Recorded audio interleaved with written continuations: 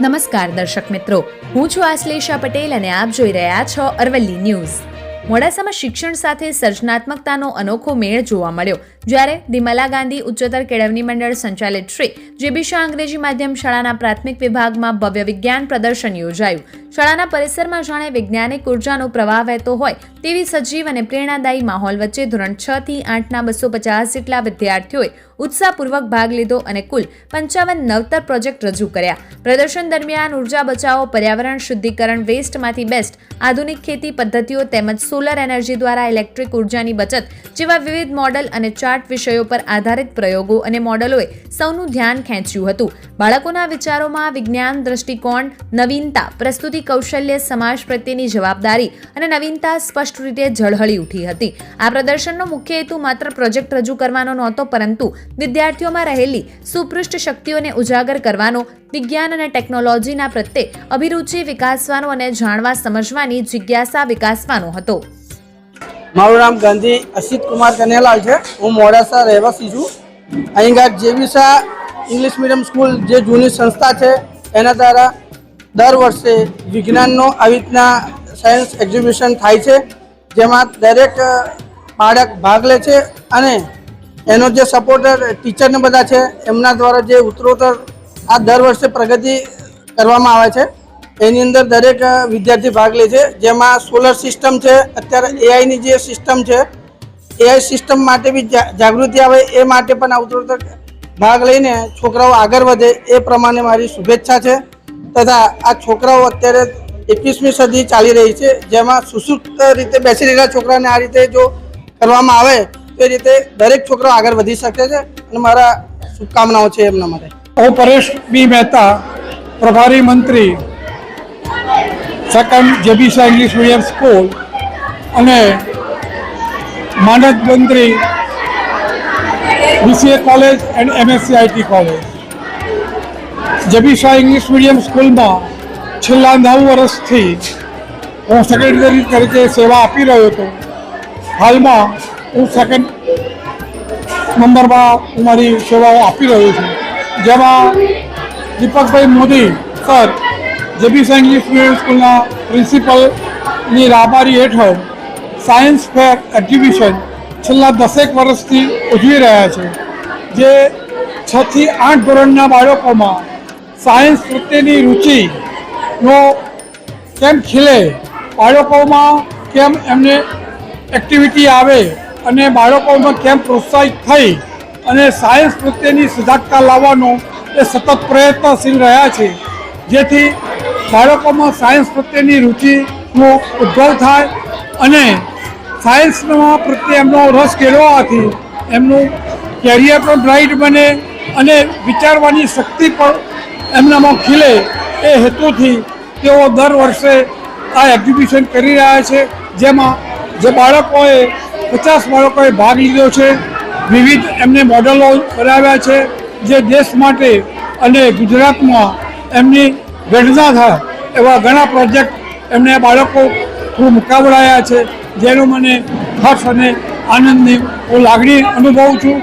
ભવિષ્યમાં આ સંસ્થા ઉત્તરોત્તર એના સિદ્ધિઓ સર કરે અને બાળકો એમનું ભવિષ્ય સારું ઉજ્જવળ લાવે એવી અભ્યર્થના પાઠવું। આધુનિક અને 21મી સદીમાં એઆઈ ટેકનોલોજીએ વિજ્ઞાન આપણા જીવનને સરળ, સુરક્ષિત અને સમૃદ્ધ બનાવે છે। આ સત્યને જેબી શાહ ઇંગ્લિશ મીડિયમ સ્કૂલ મોડાસાના વૈજ્ઞાનિકોએ પોતાના પ્રયોગો દ્વારા જીવંત બનાવી બતાવ્યું। આચાર્ય દીપકભાઈ મોદી અને વિજ્ઞાન શિક્ષિકા તક્ષિમબેન મંસૂરીના માર્ગદર્શન હેઠળ વિદ્યાર્થીઓએ આયોજનને સફળતાપૂર્વક આકાર આપ્યો।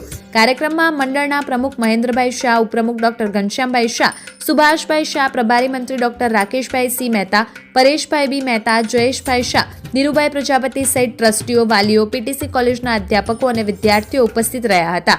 ઉપસ્થિત મહાનુભાવોએ વિદ્યાર્થીઓના મોડલ અને પ્રોજેક્ટ નિહાળી તેમની પ્રશંસા કરી અને ભવિષ્યમાં તેઓ ઉત્તમ વૈજ્ઞાનિક બની દેશ દુનિયામાં ભારતનું ગૌરવ વધારશે તેવી શુભેચ્છાઓ પાઠવી। આ વિજ્ઞાન પ્રદર્શન માત્ર એક કાર્યક્રમ નહોતો, પરંતુ ભવિષ્યના વૈજ્ઞાનિકોની પ્રથમ ઉડાન સમાન બન્યો, જ્યાં કલ્પના, જ્ઞાન અને આત્મવિશ્વાસ મળીને સફળતાની નવી દિશા આપી હતી।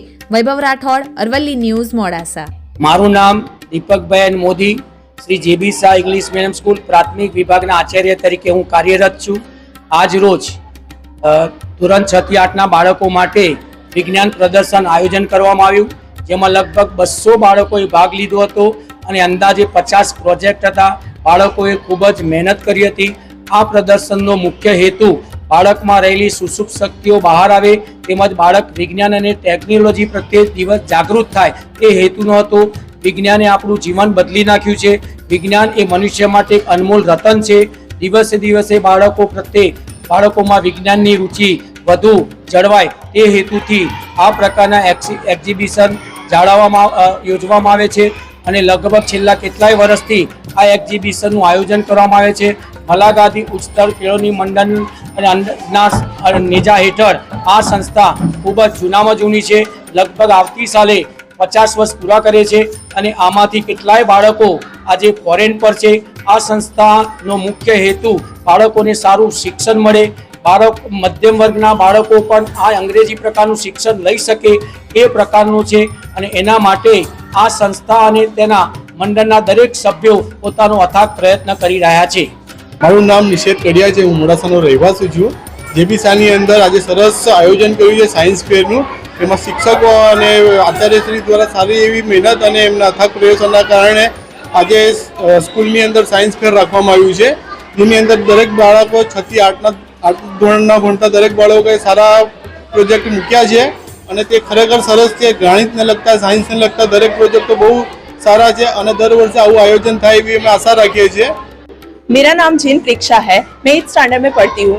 आज हमारी स्कूल में साइंस एग्जीबिशन हुआ था जिसमें बहुत सारे बच्चों ने पार्टिसिपेट किया था, जिसमें सभी ने अलग अलग तरह के प्रोजेक्ट्स, वर्किंग मॉडल्स और चार्ट बनाए थे, जैसे कि एग्रीकल्चर, सेव एनर्जी, इलेक्ट्रिसिटी और कैसे क्लीन कर सकते हैं हम डर्टी वाटर्स को, उन सब में से मैं थैंक यू कहना चाहूँगी हमारे प्रिंसिपल सर और तक्षिम मैम को, जिन्होंने हमें गाइड किया कि हम साइंस एग्जीबिशन में पार्टिसिपेट करें और अपना टैलेंट शो करें। मैं हमारे प्रेसिडेंट सर, सेक्रेटरी और ऑल दी मैनेजमेंट मेंबर्स और पेरेंट्स को भी थैंक यू कहना चाहूँगी, जिन्होंने हमारा साइंस एग्जीबिशन विजिट किया और हमें मोटिवेट किया। ये सचमुच बहुत यादगार एग्जीबिशन था। हर साल हमारी स्कूल फरवरी के मंथ में यह एग्जीबिशन करती है नेशनल साइंस डे पर।